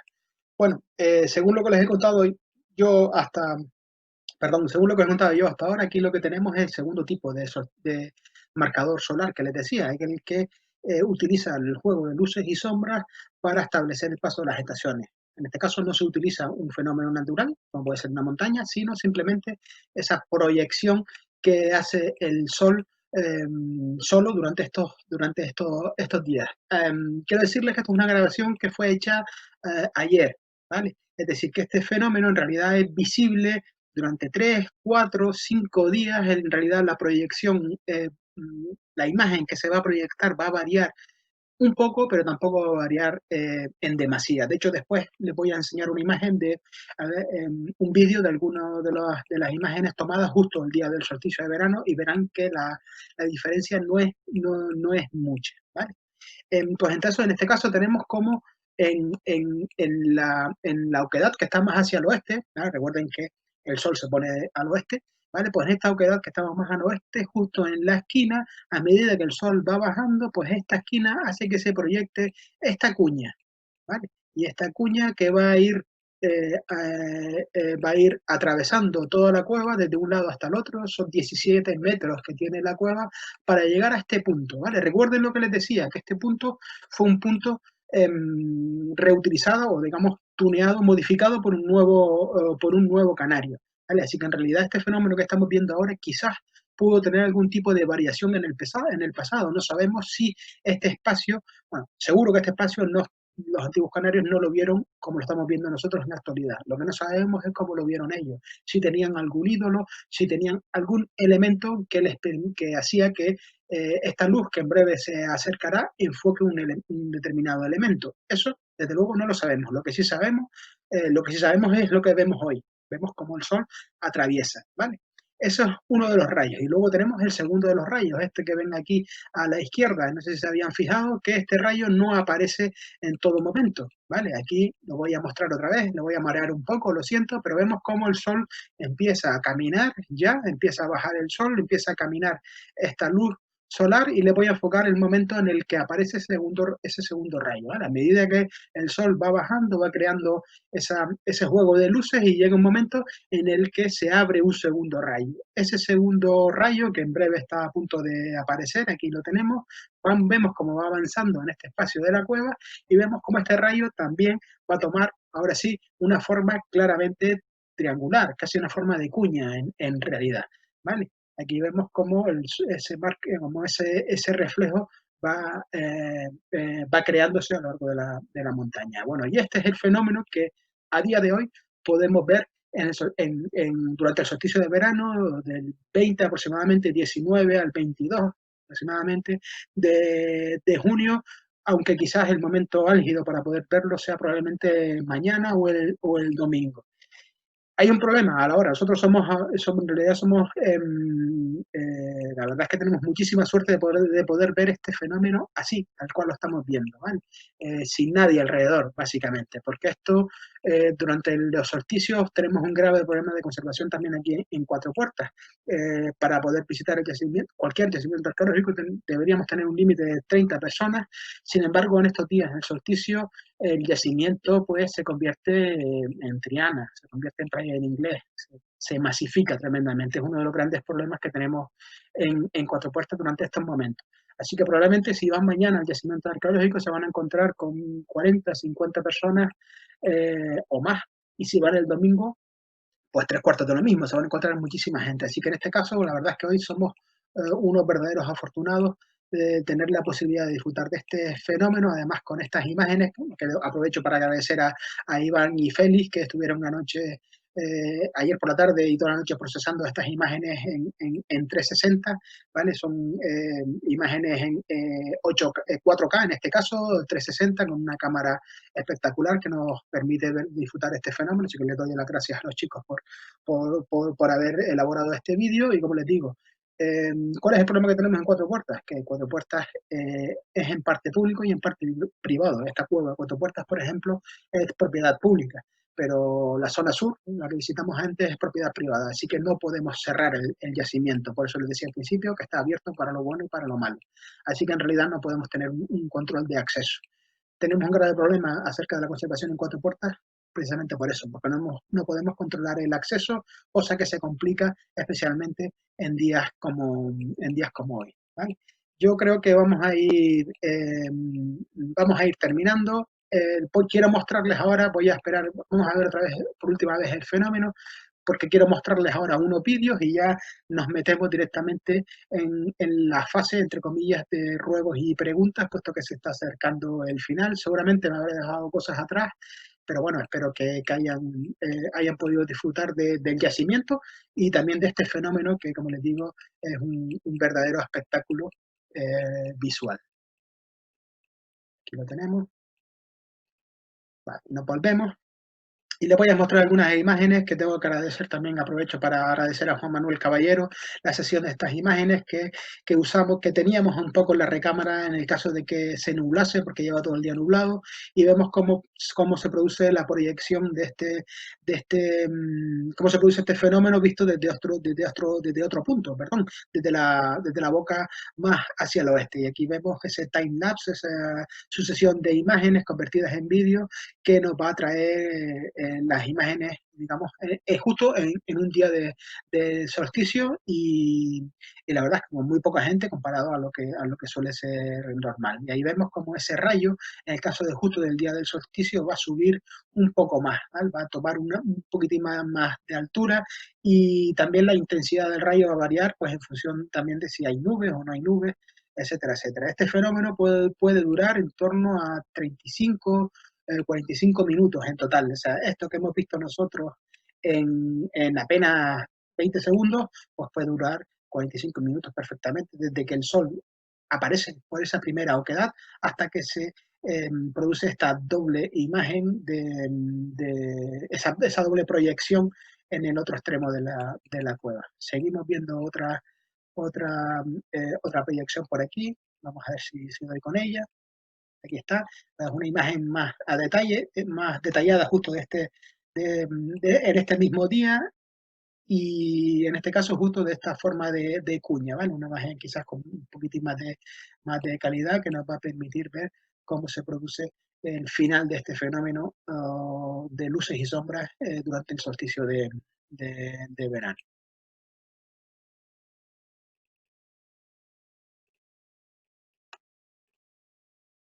Les voy a mostrar, a ver también por aquí si tengo, creo que tenía alguna imagen. No, quité la imagen porque bueno, no era necesario. Tenemos tantos vídeos que no creo que sea necesario más imágenes. Pues bueno, si les parece, ya ahora en breve procedemos ya a intentar responder a las preguntas. Digo intentarlo porque Si no conozco la respuesta, no la voy a dar, ¿vale? No se mosqueen conmigo por eso. Así que en breve voy a abrir el chat y ahí pueden empezar a realizar todas las preguntas que quieran. Nuria, tú me avisas si Miguel quiere hacer alguna pregunta, ¿vale? ¿Sí? ¿Quieres que empecemos por Miguel? ¿Vale?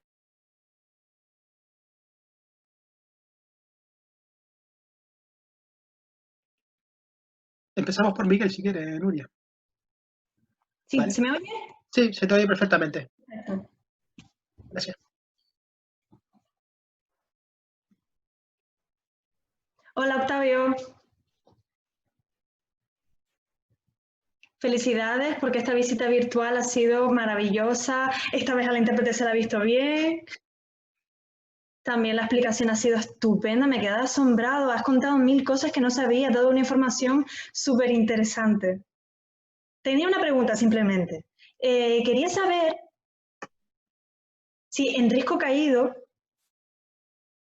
o por ejemplo en el Roque Ventaiga, o en otros que habías comentado, por ejemplo en la Fortaleza, si en esos, en los centros de interpretación que existen, no hay un centro de interpretación de 4 puertas, qué lástima, ¿no? Que no haya. Y la otro punto también aprovecho. Antiguamente, como habías comentado, que se habían encontrado diferentes huesos. ¿Y dónde están esos escombros o esos huesos? ¿Están en el Museo Canario o están a buen recaudo? ¿Dónde están? Muchas gracias. Nada, gracias a ti, Miguel. Bueno, empezamos por el final. Todos los elementos arqueológicos que se encuentren, independientemente de la forma en la que se hayan encontrado, van a parar al museo de referencia insular. Todas las islas tienen un museo de referencia. En el caso de Gran Canaria, el museo de referencia es el Museo Canario. Es decir, que todos aquellos restos arqueológicos van a ir a parar al Museo Canario, ¿vale? Es decir, todo aquello que se haya encontrado en Cuatro Puertas o en cualquier otro yacimiento, siempre nos vamos a encontrar en el Museo Canario, en los fondos del museo, no expuestos, ¿vale? Eso es otra historia. Ya luego el museo decide qué exponer en función de razones de conservación, razones de espacio o 1000 razones más. Pero vamos, en cualquier caso, siempre va a estar a buen recaudo en los fondos del Museo Canario. Eso para empezar.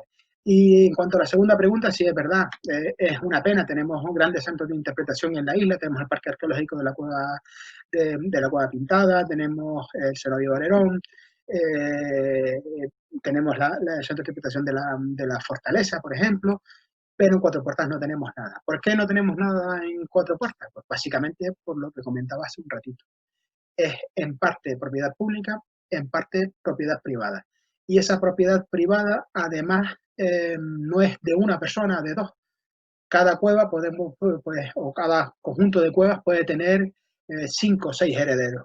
Entonces, habría que poner de acuerdo a esos 5 o 6 herederos para que, en este caso, o ellos pusieran en uso el espacio, se cedieran la puesta en uso al cabildo, o incluso si fuese posible que el cabildo o el ayuntamiento de Telde, en este caso, pudiese comprar las cuevas, pudiese comprar todo este espacio arqueológico. En cualquier caso, a día de hoy se ha intentado, me consta que se ha intentado pues, un montón de veces poner de acuerdo a los propietarios, pero ha sido imposible. O sea, que a día de hoy no se puede poner en uso este espacio porque no hay acuerdo entre los propietarios, entre ellos, y luego acuerdo entre los propietarios y la administración pública, que en este caso es el Cabildo y también el Ayuntamiento de Telde. ¿Te sirvió Vaya, la pregunta? gracias. ¿La Muchas respuesta? gracias. Muchas gracias. Vale, pues ahora si les parece saltamos al chat. Muy bien, y vamos a empezar. Un segundito. Voy a ir al principio. Esto hace dos cosas al mismo tiempo, qué complicado es. Bueno, por un lado sí, ¿verdad? Muchos nos dicen que había intentado ir a la visita y que había sido imposible. Una de las ventajas, entre comillas, de estas visitas virtuales es que hemos duplicado, bueno, hemos triplicado la asistencia, ¿vale? De los 90, que suele ser normal, llegamos a 180, y no solo 180, son 180 hogares. Probablemente no estén viendo esta visita virtual solos, sino la están viendo con un grupo de familias o de amigos, con lo cual la verdad que nosotros también estamos muy contentos de poder hacer llegar los valores patrimoniales de Cuatro Puertas a más gente. Vale, pregunta, por ejemplo, Matías, ¿cuántos lugares están dedicados a los solsticios y cuántos a los equinoccios? ¿Hay estadísticas? ¿Cómo se determina el equinoccio? No pudiendo ver el sol parado porque se sigue moviendo, no como en el solsticio donde sí se para. Efectivamente, bueno, en realidad, bueno, yo no te puedo responder cuántos hay. Sí es verdad que hay números, ya les he mostrado algunos, ¿no? Les dije, hablé de Acusa, hablé del Ventaiga, eh, hablé de Arteara, Cuatro Puertas, hay otros espacios que hay muchos otros espacios, como Llanos de Gamona, por ejemplo, que los investigadores han relacionado con elementos relacionados con arqueoastronomía, que es lo que se denomina ahora, como se denomina, ¿no? Con estos fenómenos solsticiales o equinocciales.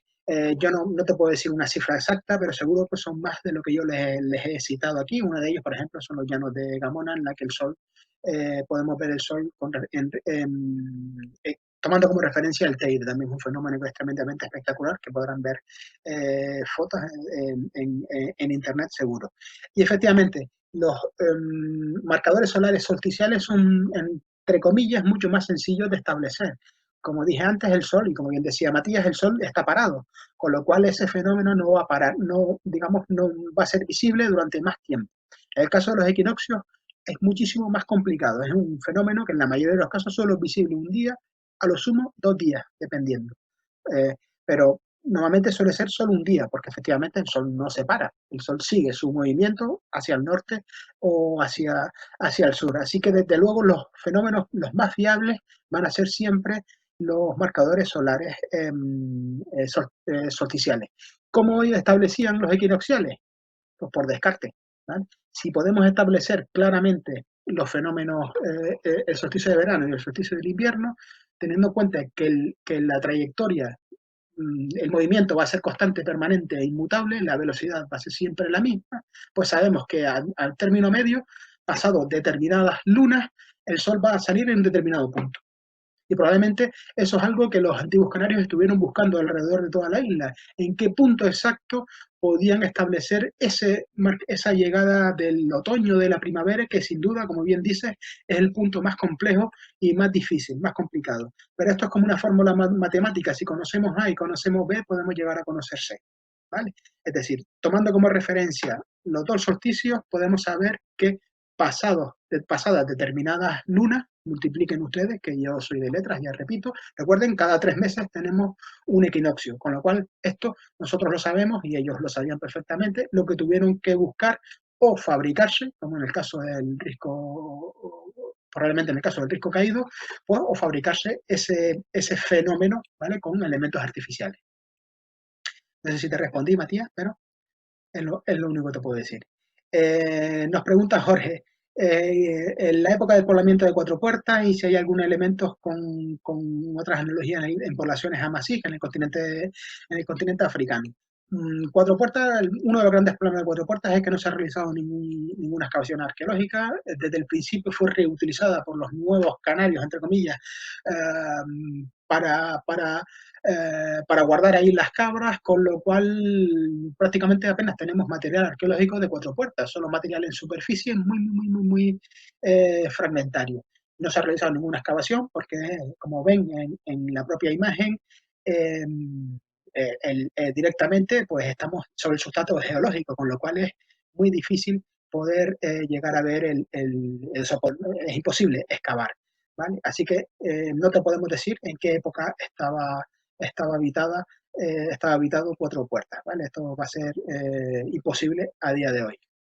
Y luego, respecto a otra pregunta, si tenemos alguna otra analogía, en el caso de los pueblos amasís, bueno, en realidad tenemos analogías en todo el mundo, ¿vale? Estos, como les decía, son fenómenos universales que vamos a poder ver en todo el planeta, en todos los lugares del mundo van a establecer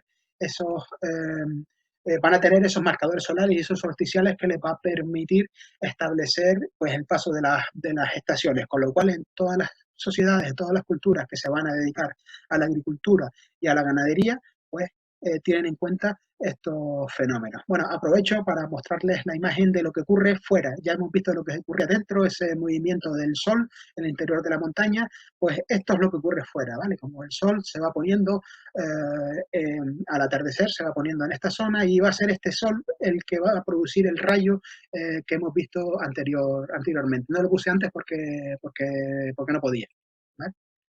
Así que nada, si volvemos vuelvo al chat, si me dan un segundito y les muestro otra vez una imagen para no quedarme yo hablando aquí.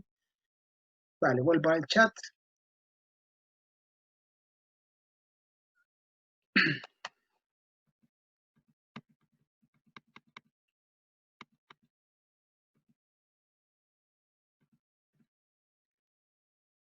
Nos preguntan si Cuatro Puertas pertenece al conjunto de las montañas sagradas. Si te refieres al Patrimonio Mundial de la Humanidad, no. Patrimonio Mundial de la Humanidad de Gran Canaria, que estamos estrenando ahora, se va a circunscribir al contexto de la cuenca de Tejeda. Si son todos aquellos yacimientos arqueológicos, bueno, yacimientos arqueológicos, poblados etnográficos, todos aquellos elementos y bienes patrimoniales que se encuentran en el contexto de la caldera, o la cuenca, mejor dicho, de Tejeda, con lo cual, pues Cuatro Puertas queda fuera y bastante fuera de ese patrimonio mundial de la humanidad. Nos pregunta Manuel, ¿cuál podría ser el emplazamiento más representativo del solsticio de verano en Gran Canaria? Bueno, esto depende un poco de cada uno, ¿no? Para mí, sin duda, es Cuatro Puertas, pero yo no soy objetivo. Para mí, Cuatro Puertas es, siempre lo digo, Cuatro Puertas es la niña de mis ojos. Para mí es el yacimiento, mi yacimiento fetiche, con lo cual no soy objetivo. Yo te diría que Cuatro Puertas, pero seguramente habrá otras opiniones. En cualquier caso, no se trata. Nosotros quizás lo medimos digamos, en espectacularidad, en lo bello que puede llegar a ser, pero para ello, por los antiguos canarios, lo importante era el fenómeno en sí, lo que implicaba el hecho de poder establecer ese calendario, con lo cual, pues bueno, esto es algo muy subjetivo bueno, que quizás, pues seguramente si se preguntas a otro arqueólogo te diría cualquier otro yacimiento, ¿vale? Nos pregunta Ana María Rodríguez que si el rayo llega a iluminar una cazoleta que se encuentra en te voy a apagar los vídeos, me está molestando aquí. Ya me enfadé, que llega a iluminar justo aquí, sí, efectivamente, aquí hay una cazoleta, pero recuerden lo que les decía, este espacio, ya lo vieron en la imagen, es un espacio que está modificado por los nuevos canarios, ¿vale? Voy a intentar, aquí hay una cazoleta, pero recuerden esta imagen, ¿sí? Esta cazoleta a lo mejor no estaba cuando los antiguos canarios habitaron este poblado, con lo cual sí, hoy llega la cazoleta, pero llegaba en la actualidad, llegaba en el pasado, disculpen. No lo saben. Lo siento. Ana María Rodríguez también nos pregunta si ocurre un fenómeno en el Almogarén. Sí, efectivamente. Bueno, se habla. Esto hablo de oídas, más que de oídas, de leídas, de lo que he leído, ¿vale? Sí es verdad, se habla de un fenómeno en la cima de la montaña en la que el sol en este caso va a iluminar también nuevamente un juego de luces y sombras, va a enfocar.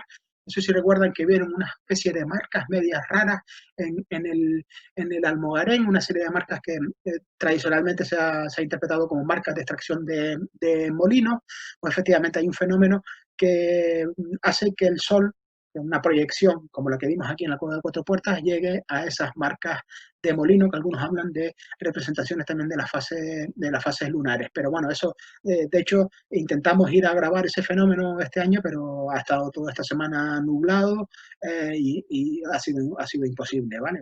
Intentaremos este fin de semana para ver si para años venideros podemos tener ese fenómeno. Y de hecho yo lo he intentado un montón de veces, algunas veces por vagueza de levantarme a primera hora, otras me he levantado a primera hora y me he encontrado con el cielo nublado, pues no lo he podido ver. Así que sí, efectivamente se habla de un fenómeno también en esta época, en el solsticio de verano, ¿vale? Un marcador solsticial al amanecer, este que vimos es al atardecer. Bueno, nos habla Fernando de que no ha podido escuchar la visita, por eso es importante que se lean el documento, ¿vale? Y que realicen pruebas también en casa antes de conectarse, porque, claro, una vez metidos en el fragor de la batalla, por decirlo de alguna manera, es imposible solucionar el problema. ¿Sí? Lo siento mucho. Nos pregunta Jessy cuáles son los propietarios de las cuevas.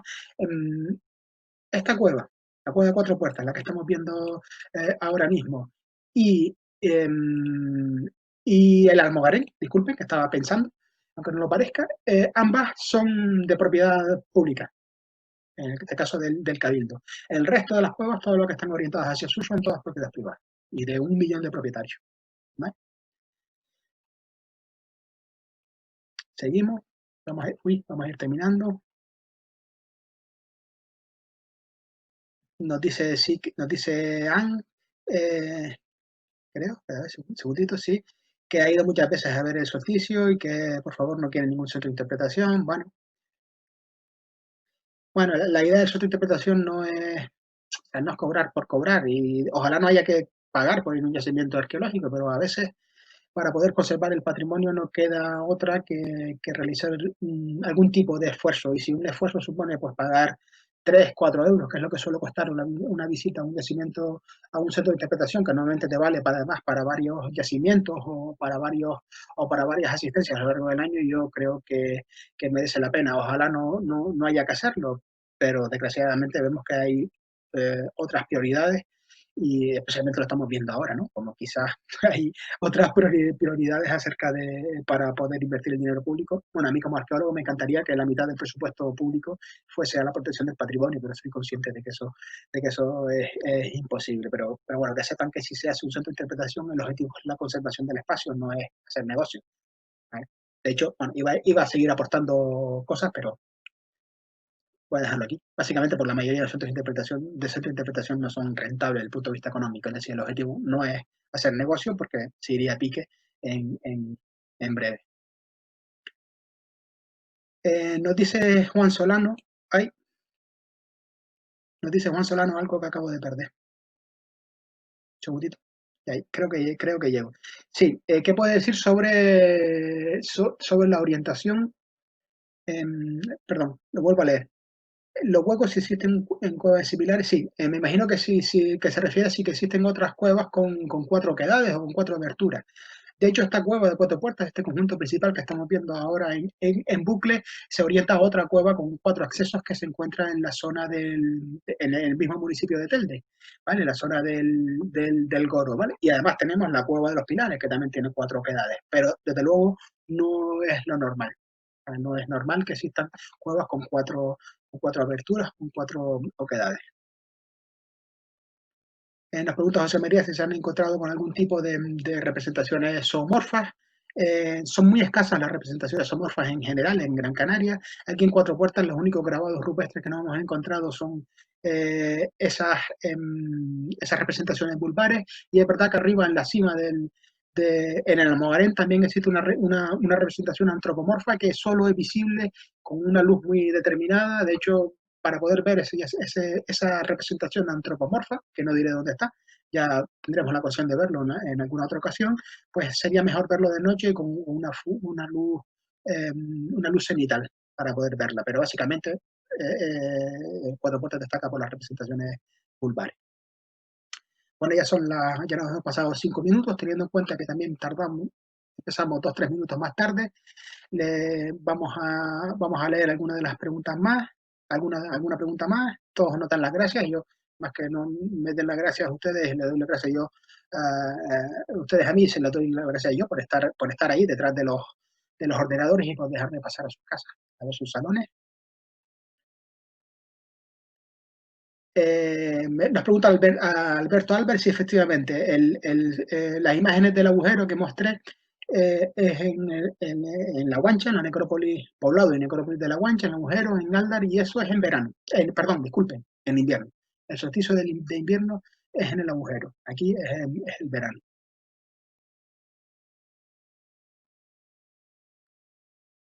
Nos pregunta Miguel Ángel si no hay escritos encontrados cómo sabían en qué años vivían los aborígenes. No entiendo muy bien la pregunta, Miguel. No sé si te refieres a si ellos llevaban la contabilidad exacta, es decir, si ellos vivían en el año 700 en comparación a lo nuestro, o si te refieres a que cómo sabemos que ellos contaban los años. Bueno, en principio ya viste que te contesto lo que me da la gana, porque lo siento. Si no, me lo escribes después y te lo intento solucionar. Pero básicamente, bueno, ya vimos que los antiguos, que los cronistas nos contaban cómo ellos medían las estaciones, que lo medían por lunas. Seguramente los cronistas lo que hicieron fue preguntar a los viejos a los propios, a los pocos supervivientes que les quedaban, porque seguramente a ellos les surgirían las mismas dudas que nos surgen a nosotros, ¿no? La curiosidad de cómo ellos podían controlar el paso de las estaciones. ¿Vale? Y imagino que ellos les contarían todo esto que les estoy contando yo, pero se los contarían bien y por eso eso es lo que dejan escrito los cronistas. De hecho, cronista significa eso. Ellos simplemente, los cronistas, lo único que hacen es poner por escrito aquello que otras personas les cuentan. Sí, efectivamente, me dice Juan Solano acerca de las cuevas, yo dije el Goro es en las Huesas, ¿vale? Esa otra cueva de 4 puertas es en las Huesas, disculpen. Dije el Goro, pero no, es en las Huesas. Y nada más, yo creo que poco a poco nos están agradeciendo, yo repito, muchísimas gracias a todos ustedes y, nos hablan, bueno, ya la última, porque es la última pregunta, aprovecho, dice que existe una teoría de que la cueva de 4 puertas se puede dedicar al secado funerario por la orientación y la aireación. También hay una subcueva donde se podían secar los cadáveres.